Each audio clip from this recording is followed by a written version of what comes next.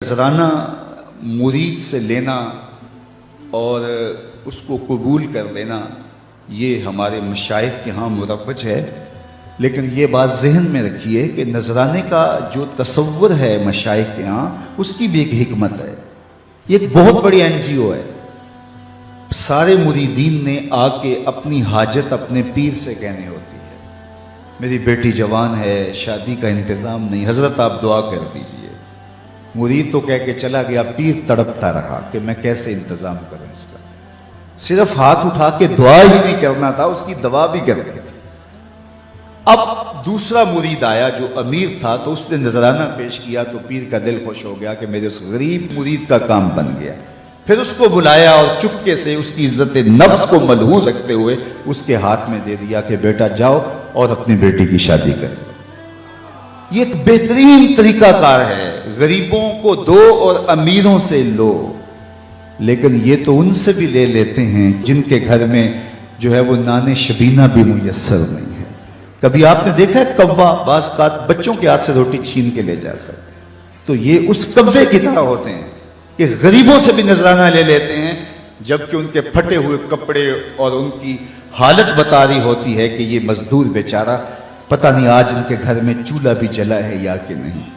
अल्लामा इकबाल का मारूफ वाक़या है कि वो बैठे थे मैकलोड रोड वाले मकान में, तो एक साहिब आए उनके पास जो बहुत बड़े पीर थे उस ज़माने के। तो उनका एक मुरीद लाहौर के दूसरे कोने में रहता था, तो उसे पता चला कि मेरे पीर साहब अल्लामा इकबाल अलैहि रहमा के मेहमान बने हैं, तो वो मिलने के शौक़ में आया और उसने कहा कि हज़रत बेटी जवान है और जिनके यहाँ रिश्ता तय किया है वो शादी का कह रहे हैं, और मैं पहले ही 100 रुपये का मकरूज़, उस ज़माने में 100 रुपया भी बड़ा होता था, और मज़ीद शादी भी करनी है, कोई दुआ कीजिए। और अपना दुखड़ा सुनाया। पीर साहब ने हाथ उठाए, दुआ की और उसको कहा बेटा आपको इजाज़त है। उसने जेब में हाथ डाला और एक 10 रुपये का नोट निकाला और पीर साहब को नज़र पेश की। उन्होंने चुपके से लेके जेब में डाल दिया। इकबाल की बेसाख्ता हंसी निकल गई। खैर मुरीद साहब सामने थे, तो पीर साहब ने उस वक्त तो कोई बात न की। जब मुरीद साहब तशरीफ़ ले गए तो इकबाल से पूछने लगे, पीर साहब आप क्यों हंसे थे? कहा हज़रत मैं आपकी दुआ की कबूलियत पे हंसा था। तो आपको कैसे पता चल गया मेरी दुआ कबूल हो गई? कहा हज़रत जब आपने दुआ नहीं की थी वो 100 रुपये का मकरूज़ था, जब आपने दुआ कर दी 110 का मकरूज़ हो गया। अब उसको तो देना चाहिए था, लेकिन आपने उससे भी ले लिया। तो उस पर इकबाल ने कहा था, हमको तो मुयस्सर नहीं मट्टी का दिया, हमको तो मुयस्सर नहीं मट्टी का दिया भी, घर पीर का बिजली के चिरागों से है रोशन। कुम बेइज़्निल्लाह जो कह सकते थे रुखसत हुए, रह गए कब्रों पे मुजावर और गोल कुन। मीरास में आई है मसनद इरशाद इनको, जागों के तसव्वुफ में इकाबों का नशीमन।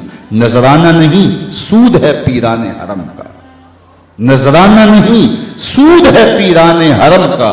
हर खिरकाए सालूस के अंदर है महाजन, शहरी हो देहाती हो मुसलमान है सादा, बुतों की तरह पूजते हैं काबे के बरहमन।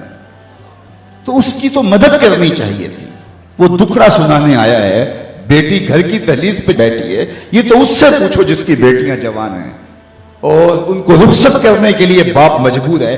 किस तरह उसकी रातों की नींद उड़ जाती है और किस तरह दिन का करार लुट जाता है, लेकिन उससे भी 10 रुपये वसूल कर लेते हैं। तो आज मैं और आप देखें कि हर ऐसा शख्स नहीं होता जिससे नजराना लिया जाए, कुछ ऐसे होते हैं जिनको नजराना दिया जाए। पीर एक जरिया बन जाता है, गरीब और अमीर के दरमियान एक पुल बन जाता है। तो नजराने का तसव्वुर तो है तरीकत के अंदर, लेकिन इसका ये मतलब नहीं है कि नजराने से पीर के कुत्ते भी ऐश करें और गरीब मुरीद जो हैं वो नाने शबीना को तरसें, और पीर उन नजरानों से बटेरे लड़ाए और शादियां करे, और मुरीद जो है वो बेचारा नाने शबीना के लिए